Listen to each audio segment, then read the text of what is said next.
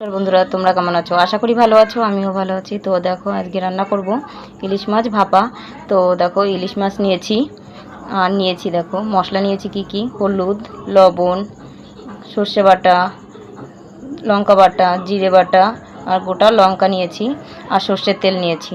তো এখন সব মশলা দিয়ে মাছটা আমি মেখে নেব।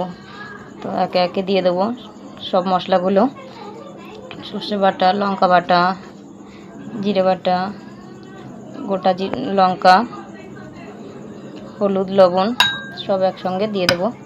তো তেলটাও দিয়ে দেবো। এখন সুন্দর করে আমি মেখে নেব। বন্ধুরা, সুন্দর করে ইলিশ মাছটা মশলা দিয়ে মাখিয়ে নিয়েছি। তো এখন আমি উপর দিয়ে একটু তেল দিয়ে দেবো। তো এখন আমি ঢাকা দিয়ে দেবো। এখন সিদ্ধয় বসিয়ে দেবো। এর মধ্যে স্ট্যান্ড দিয়ে দিয়েছি বন্ধুরা। তো এখন স্ট্যান্ডের পরে এটা রেখে এখন সিদ্ধ হতে থাকবে। বন্ধুরা দেখো, ভাপানো হয়ে গেছে। 15 মিনিট ভাপিয়ে নিয়েছি। তো এই দেখো, তো এখন ছেলেকে দেব।